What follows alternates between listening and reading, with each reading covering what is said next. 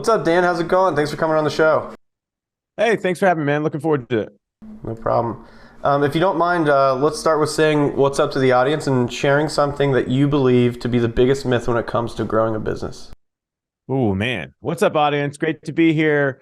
Biggest myth that people believe. Oh, well, I don't know if I'd call this a myth. I would just say it's bad advice. Um, it's the golden rule, which is treat people how you want to be treated. And I think it's like the worst thing ever. Really, you should treat people how they want to be treated. One of my buddies called this the platinum rule. So I think that's the biggest myth. Now, I might have answered that question incorrectly. You weren't asking for a marketing thing there, right? Not necessarily. Just like I feel like there are so many, like, especially nowadays on YouTube or wherever you look for content, there are these Yeah. like business gurus that just feed you bullshit. Yeah, I just got done posting that on LinkedIn this morning. So there's this. I'm really big into like health and fitness and stuff like that. So I got into cold plunging. Talked to a couple of the guys and they like sold me on cold plunging. The one guy's like, I do it every morning. It wakes me up. Like it does this, it does that. So I started doing some research, and you find the hype wheel, as I like to call it, on TikTok or whatever. And you've got Andrew Huberman, the famous like guy from the neuroscience thing at Stanford. And he's like, yeah, you've got to do this protocol because if you shiver, it does this and you're going to lose and all this stuff. So I was like, all right, well, I'll try this out. I did his protocol, and trust me, shivering, especially as a Floridian, like sucks. Like it's not fun to do. I still do a cold plunge every morning, but I did his protocol and I was like, this is hard, but all right, if like I'm going to get benefit from it, I'll do it. But I was just like, I don't trust. I'm very skeptical. So I did a lot of research, and come to find out, the study that it was based on was done in 2012. There's another one in 2014, which basically said that, hey, you get irisin from whenever you shiver, and that's where this whole thing came from. And then the university in Norway in Oslo did a study on the test. So they did all this research to find out that the test is simply giving a false positive, saying that we have irisin, when really it's multiple other proteins, which it's called cross protein analysis or some crap like that. I'm not a chemist by any means or a biologist. But they basically were like, it's absolutely false. Like there is no irisin in a human. Humans cannot produce irisin. So this whole shivering thing is absolutely incorrect. So like going back to like the things that I was venting on LinkedIn this morning, that you have to trust the process, but be skeptical of the outcome. And I'm down to try things because then I get to experience them. Which you did. I got to experience the Huberman protocol for cold plunging. I did it and I shivered my ass off. And let me just remind you, shivering sucks, especially when you got to do it 5 times.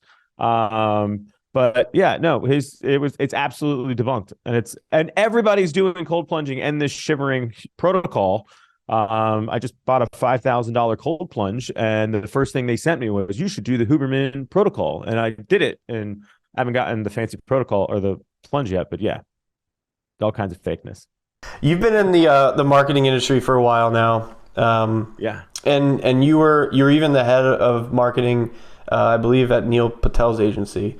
Can you sort of walk us through your journey to becoming a founder slash CEO and how you got started in the industry? Yeah, and just to for facts, I was the head of marketing at Kissmetrics, Neil Patel's analytics company. I never worked Ah, at Neil Patel Digital because I started my agency before he started his. Neil and I live like vicarious lives next to each other. It's actually really, really funny. really? And I love Neil. He's like one of the nicest people in the world if you know him. Naturally, if you're on the outside, he's a really busy guy. You can't fit everybody in. Some people think Neil's a bad guy, but Neil's honestly, like, I've worked with a ton of founders, and he's one of the best people I've actually met. So either way, I digress. So how did I get into marketing? I've always, I grew up really, really poor. And when you grow up poor, I grew up in the ghetto.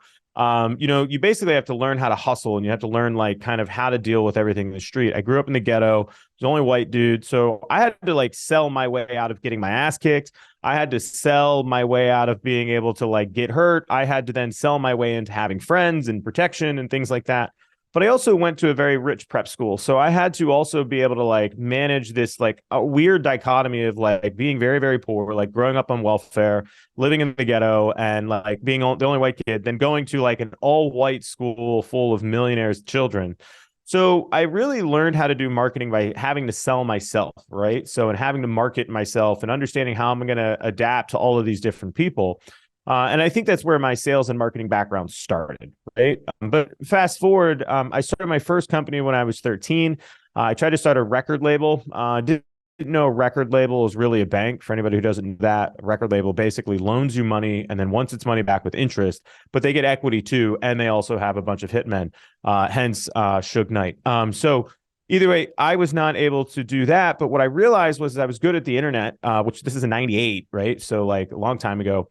So I got good at bulletin boards and forums and Napster, and I realized that I could become an artist manager and booking agent. But I didn't really have any skills other than the fact that I could do promotions, which is marketing. What I was able to do is promote DJ music using Napster and as well as MP3 sites using bulletin boards. So I was able to help these DJs get fans in different cities and then get them actually booked in those cities. And that was my first kind of flavor of marketing. I learned how to do email marketing. I mean, I was one of the first like mass emailers. Like AOL had me whitelisted to send hundreds of thousands of emails from an AOL.com address, right? Because back then it wasn't the same. When you're 13, you can't really, you're not a big company. You can't go buy a domain easily back then. You can't set up an ESP, email service provider.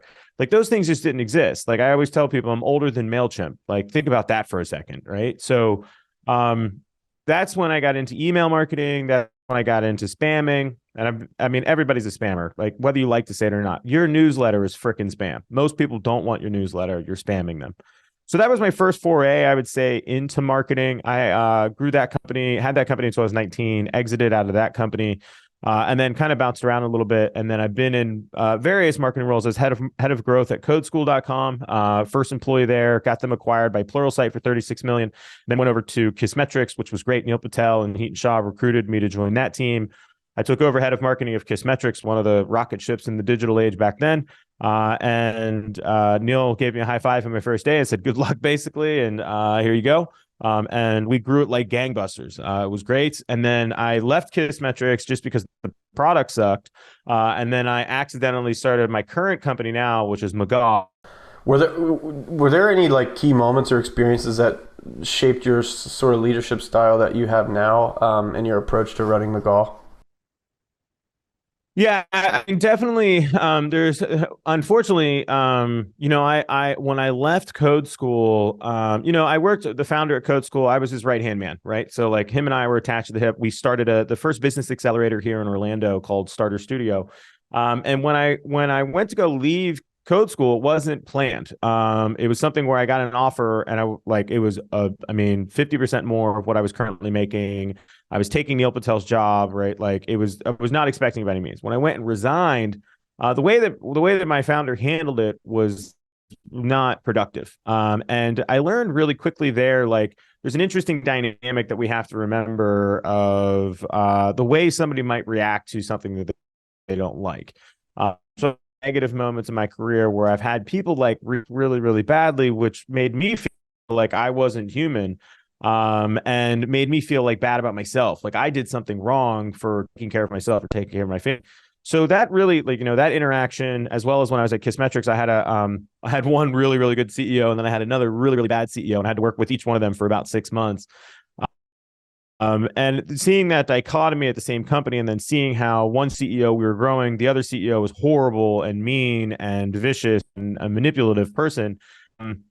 I was experienced to know how to manage that situation, or how to like deal with that situation. But I learned a lot about like, hey, these are who we're dealing with. We need to treat them like. I'd say my first 3 years of being a CEO at McGaw, I was horrible. So I learned a lot, and at the end of the day, the job of a CEO is to continuously learn. So I mean, last year I read 42 books. This year I'm already on like my ninth or 10th. And I'll accelerate. Yeah, I'd say there's like bad experiences have helped me realize that people are human, and I need to be able to treat them with as much dignity and respect as I can. What made you a bad CEO in your eyes for the first 4 years or whatever?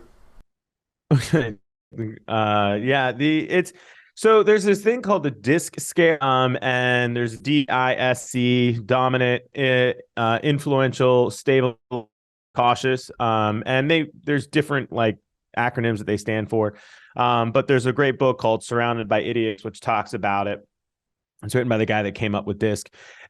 And it's a great thing to help like calibrate. It's not perfect. Like Myers-Briggs is non-scientific almost 100%. DISC is like moderately scientific. On the DISC scale, I'm the farthest D dominant you could possibly be. I'm a natural leader. I don't know anything else. I literally go into a room, and if somebody does not take control, I take control immediately. I don't mind following, but I will very quickly, if I don't believe in whoever I'm following, I will quickly overthrow them, in lack of a better way of saying it. It's one of the reasons why I struggled as an employee.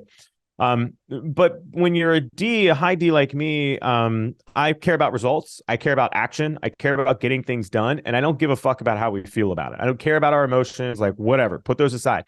It is okay if we yell at each other. It is okay if we swear at each other. It's okay if we're mad at each other. We need to come back together and we need to keep moving forward. That's just not how that's not how people really work. And this goes back to we had talked about the myth, which is like treat people how you want to be treated.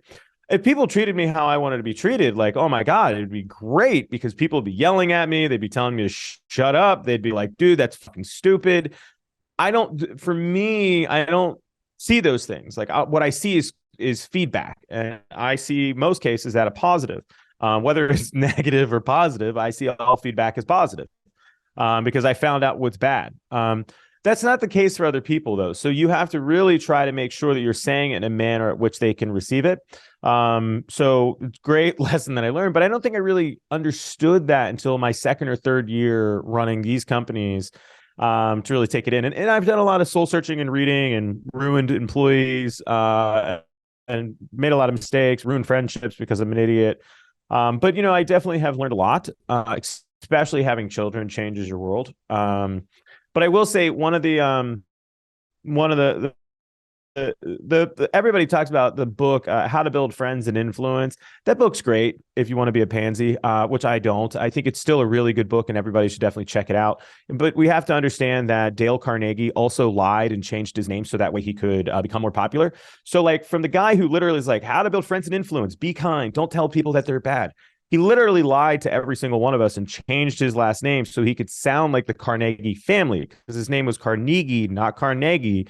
And he used that to uplift himself.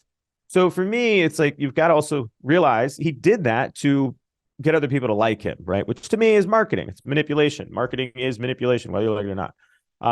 But there's a lot of things that you have to understand that you can't just tippy toe around everything. You have to confront things. But you just have to be able to use the right words. So there's another book out there that's called Words That Work, which I think is a really good book. It's written by a political strategist.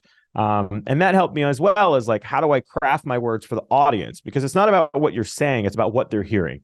Those are two different things always. So that's really important.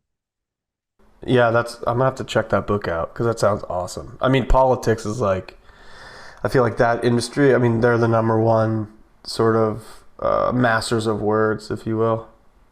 And it seems so elementary. Yeah, not all of them, but some of them are really bad. It's like, what did he just say? So what inspired you to start McGaw.io and how did you develop that initial concept? I mean, nothing inspired me, to be very transparent. I was in November 2014, I was running another company of mine, which was venture backed.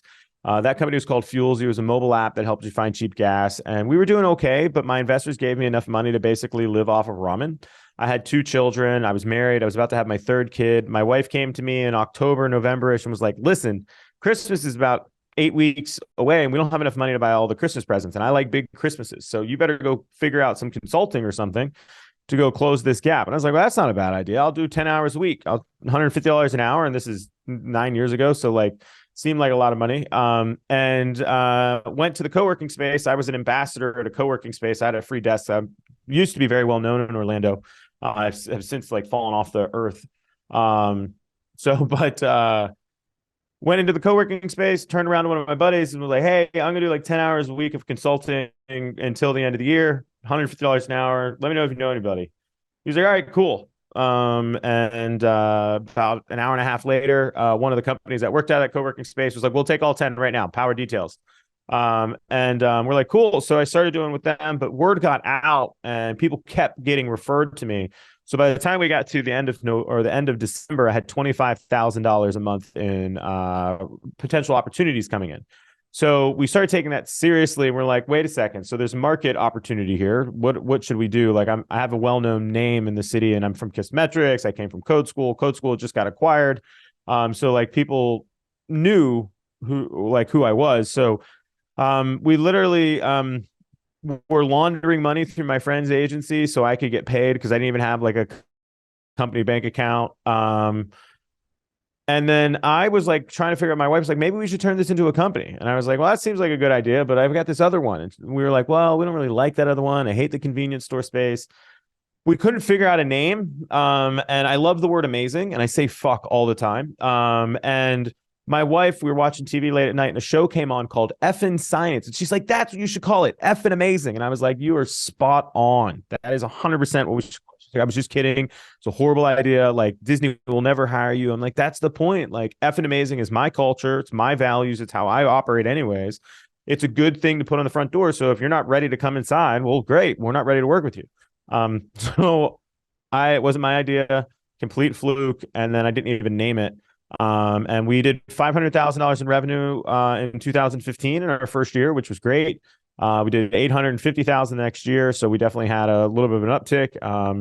And we continued to grow, which has been great. We've had some oscillations, but we didn't know what we did until and basically 2.5, 3 years into it. We were just kind of doing analytics and whatever else we could do around that, a lot of marketing. And then 3 years after we started, I said, no, we're going to be known for the tech stack. That's the problem we are going to solve. It's analytics plus data, and it covers the whole stack. And I'm ADD, so it works for me. But yeah, that's what we do now. We're known as the tech stack agency. We're coining the term tech stack management. But we manage the architecture and the design of all of your SaaS products that hold customer data, and then as well as all the SaaS products which you use to run your operations of your business. And we help you design the processes, the operations. So it's a lot of integrating tools, operating tools, making sure people know how to use the tools, and then leveraging the data to then market to your customers via email, SMS, things like that, PPC, but somebody else has to spend the money. We just make the cohorts. So. Right. Yeah, no, I was going to ask you, when you first started, were you always sort of focused on that data stack, tech stack? But it sounds like you weren't. Always had analytics. Analytics has always been our bread and butter. So. And I'm assuming because of just the reason why it was sort of manifested in your life, right? This consulting sort of avenue that you took, it was just get what you can, and then we'll figure it out later. Is that sort of the mindset? It was, I guess in the beginning, it was less get what you can. It was more of things just kept coming.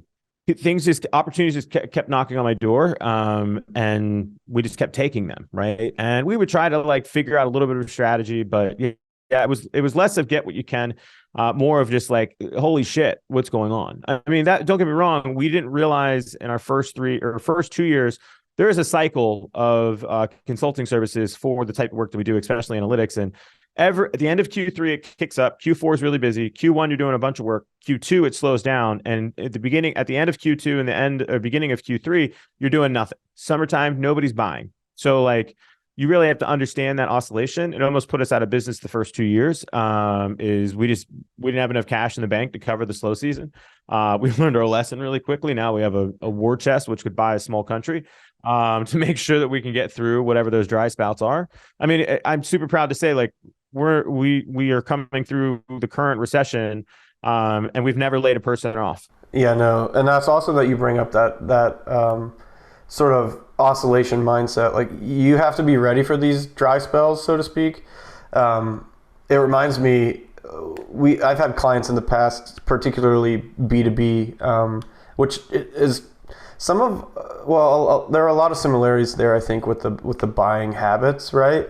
Like the seasonal buying. And some clients just don't fucking understand it. It's like, why aren't our Google ads working? Well, you don't, like, people are still searching and clicking, but it's the dry season. I don't know what to tell you. Like, you just want us to make magic happen? Like, we're not wizards. I mean, we are technically, because you don't know how we're doing what we're doing. That's the definition of magic, but we can't make nothing happen or something out of nothing. You know what I mean?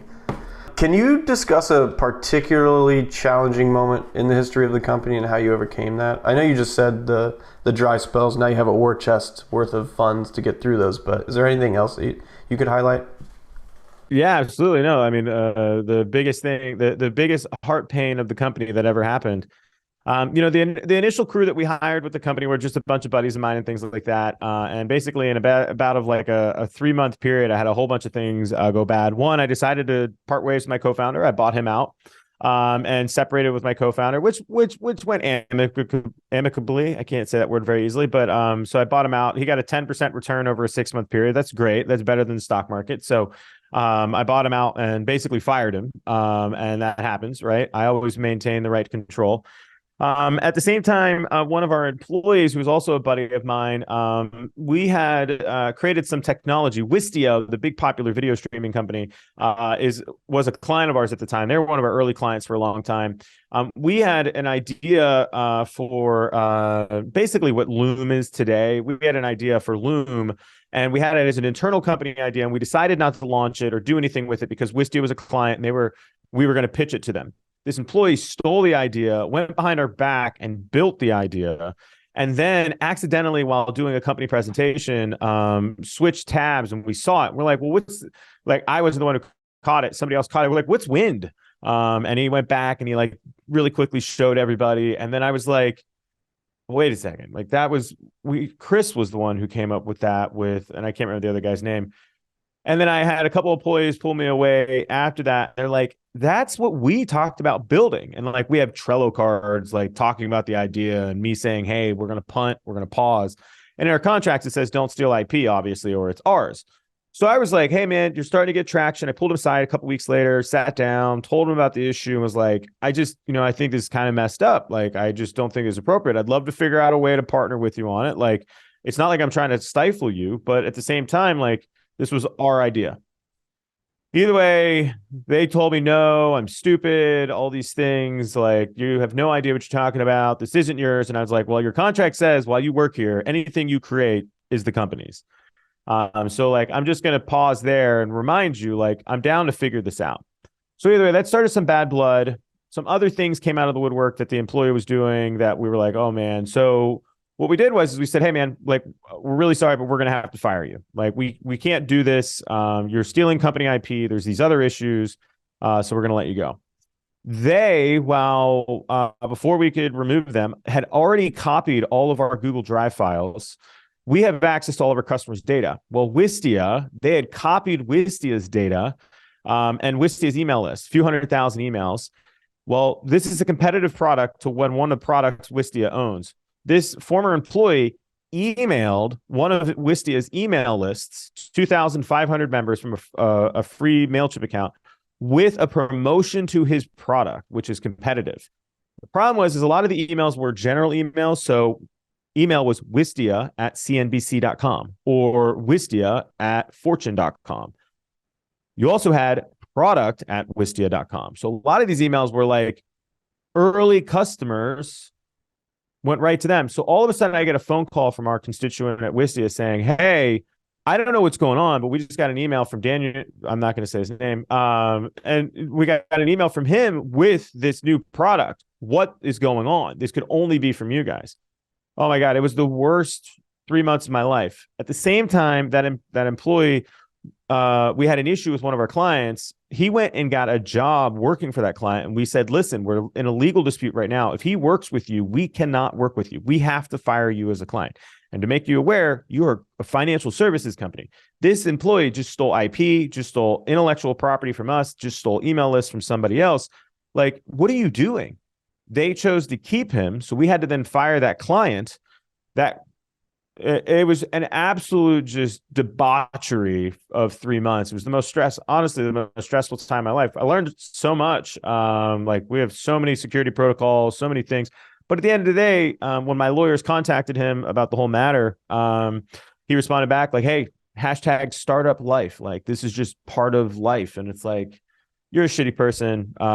You should not associate with me. But yeah, that was probably the hardest 3 months of my entire career. So, because it almost put us out of business as well. Our client, luckily, Wistia was cool. They stuck with us, But we almost went out of business because Wistia stopped paying us for a while. Then we had to fire multiple other clients because of some issues. Then I was distracted by this whole thing, so I couldn't focus on revenue. So it was just an absolute nightmare. I mean, in retrospect, would you have handled it differently? I mean, probably not, right? Well, I say I feel like I was a crappy CEO back then and things like that. I handled that situation just fine. I don't think I did anything wrong. I don't think I was a nice person all the time, but I have reached out to like even some of the employees who were around at that time and like been like, hey man, I don't think I was the best leader back then. I think sometimes I might have been a little rough and like really sorry if I ever disappointed you, things like that. And I've had former employees in my back be like, you were honestly great. Like you were totally fine. Like, yes, you're a founder. Like you're crazy. Don't get me wrong. No, I wouldn't handle anything different. If anything, I probably would have hit the guy. So that's the only thing I probably would have changed. I would actually have gotten an assault charge out of it because that hurt for sure. Yeah, it seems dirty. Yeah. Do you have any processes that you rely on to sort of improve your chances of success? I know that. I mean, that's really what your company's sort of founded on, like the distribution of data and how to best go about sort of creating those environments and tech stacks. But are there any processes that you rely on, maybe from an operational standpoint? I mean, there's definitely some things that we try to focus on as a company, right, that help us get better, right? So like one thing is always having a proper problem brief. So making sure you have a Google Doc that basically outlines what the problem is and then what are the associated problems. One of the things that we do as companies is we are reactive. So the problem we're solving is simply a symptom to another problem that's a symptom to another problem. And we wind up solving something which isn't actually a problem. It's the thing that we're not focused on. So a problem brief is one of the best things that we always try to focus on. So it's like somebody comes to me with an issue and a solution. I'm like, great, write the problem down. Let's understand all the points. So McKinsey has a way that they solve problems, is understanding every attribute of it. I think McKinsey has the best way to solve problems. So I think that's one of the ways that we constantly improve. A mantra that I have in here in the company is like, you have to go slow so that way you can go fast. And a lot of people, if you go fast, you won't be forced to go slow. So planning and preparation is really, really important. And I'll give you an example, which is a requirement. And it's the hardest thing for people to do when they start working here. Everything in Trello, which is our project management tool, is synced with your calendar. Every single day and every week, you have to schedule your entire week and your entire day every single day. So every single moment of your day is scheduled out. We know what tasks you're working on. We know what times you're going to be in every single place. Managing your time management like that seems crazy, right? And people are like, oh my God, this is so much work. But the moment that they do it and they trust the process, they always come to me like, man, I feel so much less stress. Like I feel so good because like I know what I can and cannot do. When you have like this unwieldy, if you have a messy desk, things are unorganized, you have cognitive stress that you're not aware of that is just weighing on you. So that time management that we use is one of the things that keeps us really operating quickly, but enables us to optimize the process every single day and to optimize the company is because like we're very well structured. So if you're not good at time management yet, you need to get really good at it. And literally every single thing I do is scheduled on my calendar. My cold plunge, my workout, my hot sauna time, my traveling to work. Every single thing. My sleeping time is literally documented. If I sleep in, I change it so that way everything is documented. There's a huge Harvard study that talks about CEOs and their EAs that do this. Google it. How do CEOs manage their time by Harvard? You'll be like, oh, it's crazy. Yeah, it works. I haven't quite made it to that step yet. I just write down all my tasks that I need to do for the day, but I feel like that's the starter version. Yeah, I agree. For sure. I have more tasks than a day. So right. How do you think the rise of technology and data has impacted the way that companies approach marketing and advertising? I mean, and this isn't a real statistic, but I would say only 10% of companies out there actually have any understanding of how to actually use data as well as be able to use their data in advertising. And I would have to say that number is getting even smaller now that they can't just depend on Facebook. I think the big thing that the shift is happening is people are switching to knowing more about first party and zero party data, like actually owning their customer data compared to being dependent upon Facebook. But I think it's changed a lot the way that marketers are capable of doing things, what they're able to actually market, how sophisticated they can be with marketing. Just on my podcast, so for anybody listening, I have a podcast called The Stack. We talk about how companies are using technology and tools to grow their business, right? So what are your objectives? What are the tools doing it kind of thing? And we had a great conversation with a company called Veronica Beard, their head of analytics and data. And just the things that they're able to do with their data because they have a good data strategy and centralize it. And then they're using reverse ETL to repower that data into advertising channels. It's crazy, right? Like just the things that we can do. So the experiences you can create, which is what it's about, are just so much more authentic and they're so much more personalized and they're so much more connected.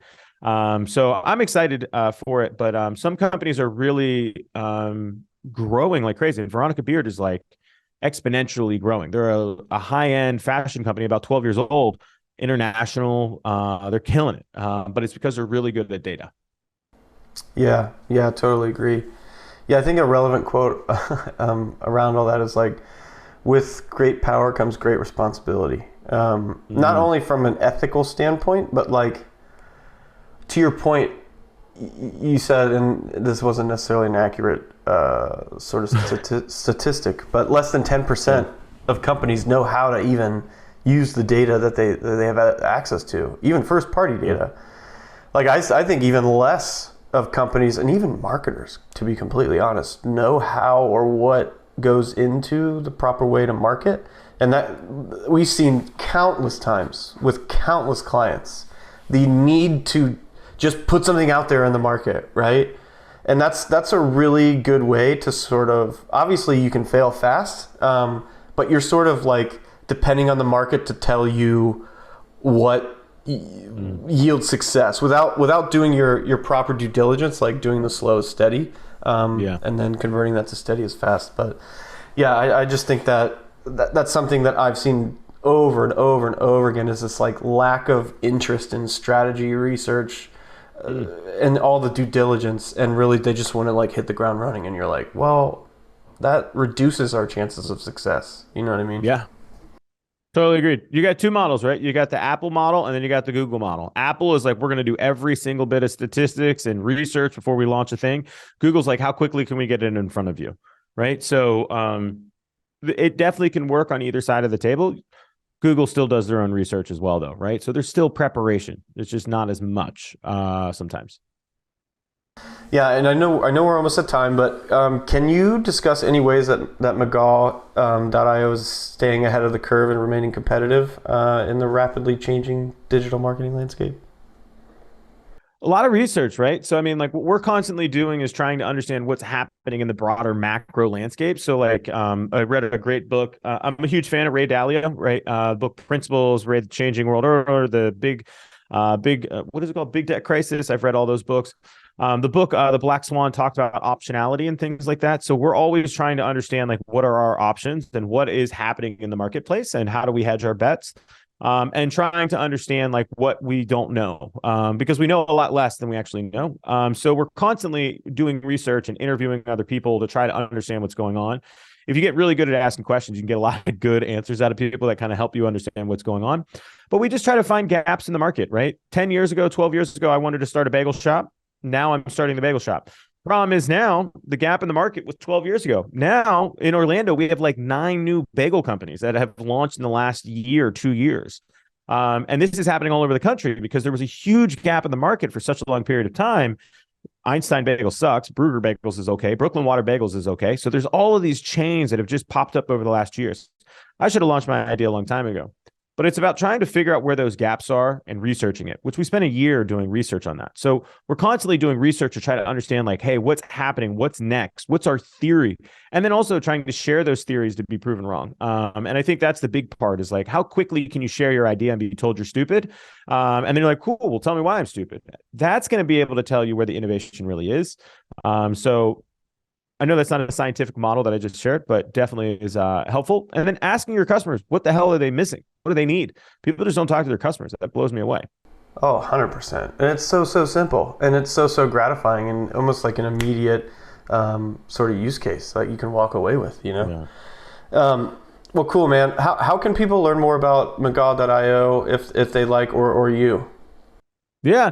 I mean, the best way, go to Dan McGaw. There's no R in my last name, so it's McGaw. Go find me on LinkedIn, connect with me there, follow me. I'm most active on LinkedIn. If you go to McGaw.io, that's our domain, so you can definitely find out about our company. I also own UTM.io. I have an affliction for .ios if you can't tell. But go check us out there. Naturally, if you Google my name on the internet, you'll find all kinds of stuff. You can listen. I've done hundreds of podcasts at this point, so go check me out on another podcast if you want to learn. I have a book. Go to buildcoolshit.com. You can check out the book. And then I also have an online course at cxl.com. So if you want to learn more about tech stack and analytics and stuff like that, you can just take my course. That's awesome. Well, Dan, I really appreciate your time, and talk soon. Pleasure, man. Thanks so much for having me. I appreciate this. No problem. Thanks again for listening to another episode of Growth and Beyond. I hope you take something you learned from the conversation and apply it to your business today. If you enjoyed this episode, please leave a review wherever you're listening or watching, and share it with a friend. And please be sure to tune in to next week's episode where I interview another top business leader and highlight ways to achieve growth for your business. See you then. If you'd like to level up your customer base and let us help you grow, visit testandlearnagency.com.